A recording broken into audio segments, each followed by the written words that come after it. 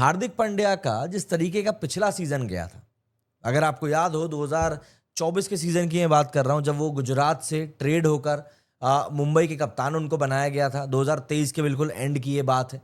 तब से ही हार्दिक पांड्या के अगेंस्ट एक पूरी नेगेटिव पिक्चर बन चुकी थी और वो बनना कोई गलत भी नहीं था, क्योंकि उस समय पर रोहित शर्मा जो थे एक बहुत बढ़िया वर्ल्ड कप कैंपेन के बाद में आ रहे थे एंड उनका दर्द उस समय कम भी नहीं हुआ था उस वर्ल्ड कप फाइनल की हार का, कि उनसे कप्तानी लेकर मुंबई की हार्दिक पांड्या को कप्तानी दे दी गई थी। 15 करोड़ की कुछ की वो डील की बात सामने आई थी। इसके अलावा टीम के कंपोजिशन को लेकर बहुत कंफ्यूजन हुआ था। आखिरी मोमेंट तक गुजरात इस बात को मानने को तैयार नहीं था कि भैया पांड्या ने उनकी टीम को छोड़ दिया है। टीम भी अनाउंस कर दी गई थी, काफ़ी ड्रामा हुआ था। फिर उसके बाद कई लोगों ने कहना शुरू कर दिया कि भैया अंडर द टेबल भी डील हुई है, हार्दिक पांड्या को काफ़ी कुछ दिया गया है। और फिर सडनली बात निकल कर सामने आई कि हार्दिक एमआई के साथ में जुड़े ही इस शर्त के ऊपर हैं कि उनको टीम की कप्तानी दी जाएगी। एंड सडनली रोहित शर्मा को कप्तानी से हटाकर हार्दिक पांड्या को कप्तान बना दिया गया। उस पूरे सीजन में एमआई ने बुरा खेला, दैट वॉज क्लियर। एमआई ने बुरा खेला, एमआई ने बल्कि बहुत बुरा खेला। But the other thing is, चाहे हार्दिक पांड्या मुंबई के ग्राउंड पे जाए, चाहे वो बेंगलुरु जाए, चाहे वो चेन्नई जाए, चाहे वो गुजरात जाए, चाहे वो दिल्ली जाए, चाहे वो लखनऊ जाए, चाहे वो राजस्थान जाए, वो बंदा कहीं भी जाए, ऐसी कोई जगह नहीं थी जहां पर कि हार्दिक पांड्या को ट्रोल नहीं किया जा रहा था। और देखो, एक खिलाड़ी जो होता है ना, वो ऐसे ही बनता है।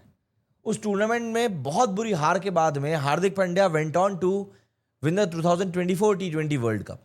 उसके बाद बंदे ने जिस तरीके से वो ट्रॉफी उठाकर एयरपोर्ट पे एंट्री मारी थी ना, वो एंट्री आज भी भारत के सारे फैंस को याद है। बंदे ने बिना कुछ बोले ही सबको जवाब दे दिया था कि क्यों मुझे किसी को औपचारिक तौर पर जवाब देने की जरूरत नहीं है।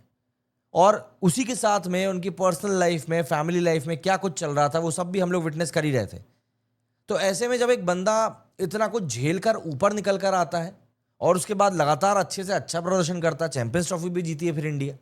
एंड नाउ अब हम देख रहे हैं एमआई ने किस तरीके का ग्रैंड कमबैक किया है। 6 में से 6 मैचेस जीते हैं उन्होंने आखिरी के। 11 मैचेस एमआई के हो चुके हैं। पहला मैच जीतने के बाद में एमआई 4 मैचेस हारी थी और अब लगातार ऑन अ ट्रॉट 6 मैचेस जीत गई है। सबसे बड़ी बात, राजस्थान के खिलाफ जिस फैशन में एमआई ने मैच जीता है, 100 रनों से ये मैच जीता है। नेट रन रेट एमआई का 1.2 जा चुका है पॉजिटिव में और वो टॉप टेबल के ऊपर टॉप पे बैठे हुए हैं। आरसीबी को धक्का मार के नीचे कर दिया। मतलब हार्दिक पांड्या की जो कहानी है वो एक ऐसी कहानी है जिसके कि आप जितने पन्ने पलटेंगे उतनी बार आप अमेज होते जाएंगे कि अरे यार ये कैसे हो गया, अरे यार ये क्या हो गया। हार्दिक पांड्या एक्चुअली में इतने सारे मूवमेंट्स क्रिएट कर चुका है ना अकेले बंदा अपने दम के ऊपर, कि क्या पूछो। मतलब ये बंदा ऐसा लगता है एक अलग ही लेवल पर, अलग ही दुनिया में जाकर खेल रहा है। उस बंदे को बस ये पता है कि हाँ, मुझे किस तरीके से मेरे ड्रीम्स को अचीव करना है, जिंदगी को सिंपल रखना है, लम्हों को जीना है, बात खत्म। पर्सनल लाइफ में जब इंसान की इतना कुछ बड़ी चीजें होती हैं तो इंसान कई बार टूट जाता है। हर कोई चहल की तरह मूव ऑन नहीं कर लेता कि नहीं यार चलो ठीक है अब खत्म हो गया, अब मूव ऑन करते हैं। शिखर धवन को ही मूव ऑन करने में कई सालों लग गए, लेकिन हार्दिक पांड्या का इस समय एक चीज क्लियर दिख रही है कि बंदा सिर्फ और सिर्फ क्रिकेट खेल रहा है। उसको पता है कि जिस चीज ने उसको नाम, शोहरत, सब कुछ दिया है वो उस चीज से अलग नहीं हो सकता। और हार्दिक पांड्या ने टाइम एंड अगेन ये चीज प्रूव करके दिखाई है और अभी फिर से वो उसी चीज को प्रूव करके दिखा रहे हैं जो कि उनसे एक्सपेक्ट किया जाता है। हार्दिक पांड्या कैप्टनसी कर रहा है, हार्दिक पांड्या बैटिंग कर रहा है, हार्दिक पांड्या बॉलिंग कर रहा है, हार्दिक पांड्या फील्डिंग कर रहा है, हार्दिक पांड्या सब कुछ कर रहा है, सब कुछ कर रहा है। और यही कारण है कि क्यों बार बार हार्दिक पांड्या को इंडिया के लिए खेलने वाले कुछ सबसे बड़े और ग्रेटेस्ट ऑलराउंडर्स में से एक बोला जाता है। इंडिया में स्पिन बॉलिंग ऑलराउंडर्स बहुत होते हैं, लेकिन फास्ट बॉलिंग ऑलराउंडर बहुत कम देखने के लिए मिलते हैं। और मिलते भी हैं तो वो उतने बड़े सक्सेस हो जाए, ये एक बहुत बड़ी बात होती है। भाई विजय शंकर अभी एक आए थे, शिवम दुबे अभी एक आए थे। मतलब ये लोग कब आते हैं कब चले जाते हैं पता भी नहीं चलता। कुछ एक ओवर फेंक कर नाम कमा कर आ जाते हैं, उसके बाद घूम जाते हैं। और यहां पर हार्दिक पांड्या ने बोला कि भाई अपन तो रुकने के लिए आया। लगा कि बॉडी फिट नहीं है टेस्ट क्रिकेट के लिए, छोड़ दिया खेलना। वनडे और T20 के ऊपर फोकस किया। और किसी को कोई इशू नहीं है अगर आप क्लियर कट बोल के करो ना, ये नहीं कि नहीं यार टेस्ट मैच खेलने के लिए मैं नहीं जा रहा हूं, नहीं, वो वाले फंडा नहीं है। बंदे ने बोला कि हाँ मेरे साथ ये समस्या है, मैं नहीं खेल सकता, अब नहीं खेल रहा है। तो heads of to Hardik Pandya यार, जिसने 6 में से 6 मैचेस जिताए। हम लोग इस टूर्नामेंट में अक्षर पटेल की कप्तानी की काफी बात कर रहे हैं, बट हार्दिक पांड्या ने भी यहां पर अपना मेटल लिटरली प्रूव किया है कि ये बंदा क्या कुछ कर सकता है।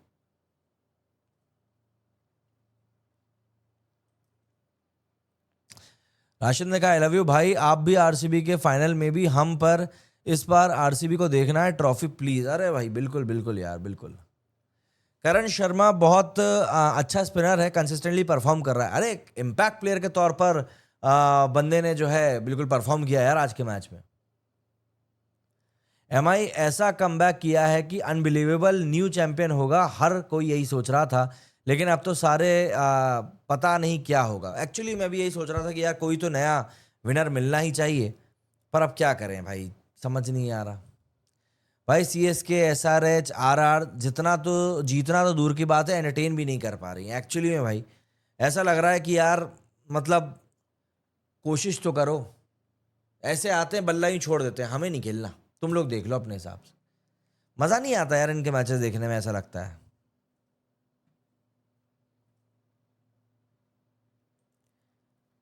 RCB deserves trophy, RCB fan.